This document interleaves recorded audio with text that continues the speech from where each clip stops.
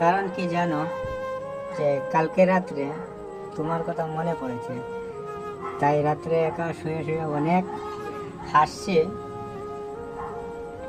কারণ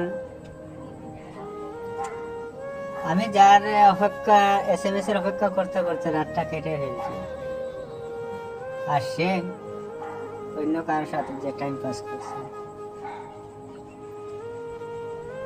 অনলাইনে দেখা যাচ্ছে বারবার SMS করছি, অনলাইনে দেখছি, কিন্তু একটা SMS এর রিপ্লাই পাইছি না, কারণ ও অনেক ব্যস্ত ছিল। কোন ব্যস্ত ছিল এই সময়? কারণ ও বলছে যে আমি রান্না করছি, এই করছি, সেই করছি, এই কথাগুলো আমাকে বলছে, কিন্তু এটা ভুল। আমার ভাবনা ধারণাটা আমার সবকিছু ভুল।